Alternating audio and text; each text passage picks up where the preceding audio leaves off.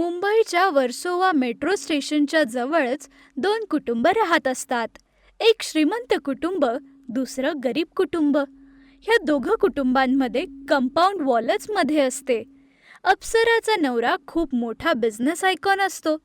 त्यांच्याजवळ खूप जास्ती गाड्या, एक मोठी बिल्डिंग आणि खूप जमिनी, पैसा अडका असतो. अप्सरा पण मॉडेलिंग करत राहायची आणि एक फॅशन डिझायनर पण असते. त्यामुळे त्यांच्याकडे खूप पैसे असतात. अप्सराला अनन्या नावाची एक मुलगी असते.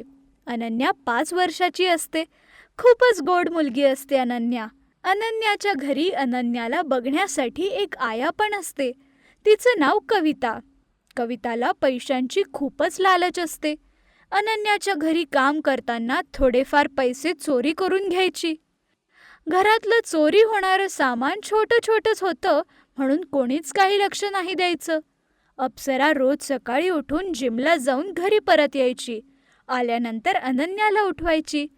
अनन्याचे सगळे कामं कविताच करायची. कविताला अनन्या खूपच आवडायची. अनन्या छोटी असल्यापासून कविता त्यांच्या घरी काम करायची. रोज सकाळी अप्सरा तयार होऊन बुटीकला जायची आणि सकाळी सकाळी कविता अनन्याला झोपेतून उठवायची. ब्रश करून दूध आणि उकडलेलं अंड द्यायची. लहानपणापासूनच श्रीमंत असल्यामुळे कधी पण अनन्याने खाली जमिनीवर पाय ठेवले नाही. गाडीतच फिरायची. ती लहान होती म्हणून तिला काहीच माहीत नव्हतं. कुठे पण तिला कविताच घेऊन जायची. कविता अनन्याच्या सोबतच जायची. अनन्याच्या जेवणाबद्दल तर बोलायचीच गरज नाही.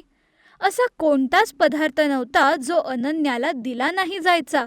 खाण्याच्या बाबतीतच नाही, अनन्यानी कोणती पण गोष्ट मागितल्यावर अप्सरा तिला कधीच नाही बोलायची नाही. आणि आता आपण बोलूया गरीब कुटुंबाबद्दल. कमला आणि तिचा नवरा रमेश, त्या दोघांची मुलगी अनुपमा, हे तिघं एका छोट्या झोपडीत राहायचे. त्यांचं स्वतःचं घर नव्हतं. रमेश खूप शिकलेला नव्हता, म्हणून रिक्षा चालवत आयुष्य जगायचा. दररोज फक्त 200 रुपयेच मिळायचे. आणि बायकोचा विचार केला तर कमला मार्केटमधून फुलं घेऊन येऊन माळा बनवून त्यांना फुलांच्या दुकानात जाऊन थोडेफार पैसे कमवून घ्यायची. तिच्या मुली अनुपमाचं वय सुद्धा अनन्या इतकंच असतं. दररोज अनुपमाला बाशी अन्नाशिवाय कोणतंच जेवण नाही मिळायचं. आई कमला अनुपमाची खूप चांगली काळजी घ्यायची. अनुपमा लहानपणापासूनच आपली परिस्थिती समजून काहीच मागायची नाही. पण रमेश आपल्या मुलीसाठी दुकानातून भज्या घेऊन यायचा, कारण की ते भज्या आपल्या मित्राकडूनच आणायचा रमेश. इकडे खरी गोष्ट अशी आहे की अनुपमा आणि अनन्या दोघं खेळण्यासाठी त्यांच्या घराच्या समोरच्या ग्राउंडवर जायच्या. कविता अनन्यासोबत राहायची. तिला खेळवून घरी घेऊन यायची. अनुपमा एकटी ग्राउंडवर यायची, कारण की त्या वेळेवर कमला हार बनवण्यात व्यस्त असायची. पण आपल्या घराजवळून अनुपमाला बघत राहायची. एक दिवस न जाणून बुजून अनन्याच्या घरी जाते अनुपमा. तिकडे अनन्याची गाडी आणि बंगला बघून आश्चर्यचकित होऊन जाते. अनन्या अनुपमाचा हात पकडून घरात घेऊन जाऊन सोफ्यावर बसवते. तेवढ्यात कविता आत जाऊन खाण्यासाठी वेगवेगळे पदार्थ घेऊन येऊन टेबलवर ठेवून देते. ते बघून अनुपमा आश्चर्यचकित होते. अनन्या, हे सगळं आपल्यासाठी? हो, मी दररोज हेच खाते. मला जे पण पाहिजे सगळं कविता देते. तुझ्या घरी हे सगळं नाही करत? नाही ना.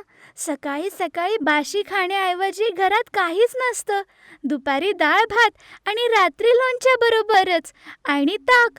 सण सोडून कधीच दुसरा पदार्थ पण नाही बनवत, असं अनुपमा तिला सांगते. ते बघून कविता असं बोलते. अरे, दुखी झालं तर कसं काय? काही नाही बेटा, खाऊन घे, कोणी काहीच बोलणार नाही.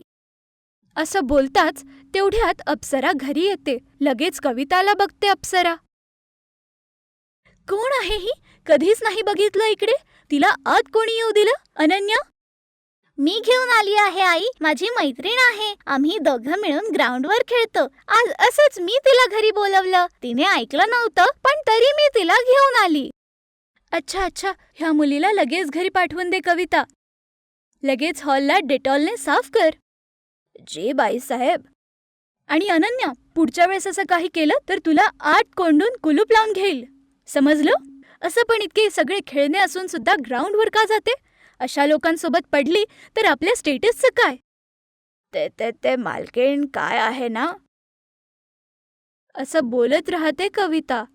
अप्सरा कविताला गेट लॉस्ट, शट अप, चापट मारून असं बोलते आणि आत पाठवून देते. ते बघून अनुपमा तिकडून रडत चालली जाते. घाबरून गेट उघडून आपल्या आईजवळ जाते. जोरात आपल्या आईला मिठी मारून रडत राहते. कमला असं बोलते, काय झालं बेटा? असं का रडते आहे? कोणी काही बोललं का? का जखम झाली? आणि आज इतका वेळ कसा काय झाला? चल, हातपाय धुवून ये, जेवण वाढते.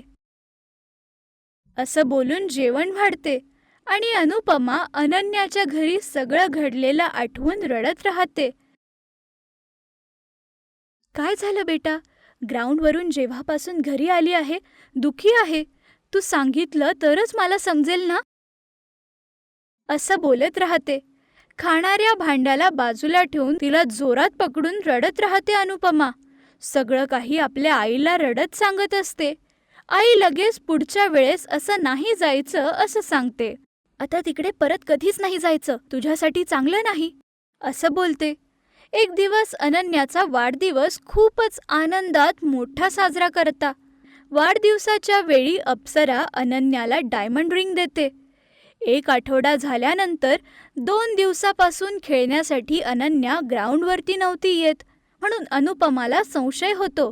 अनन्याला बघायचं आहे ह्या इच्छेने अनुपमा तिच्या घरी जाते. अनुपमा तिकडे गेल्यानंतर अनन्याचं शरीर तापाने गरम असतं. लगेच अनुपमा जवळ जाऊन तिला बघून दुखी होते.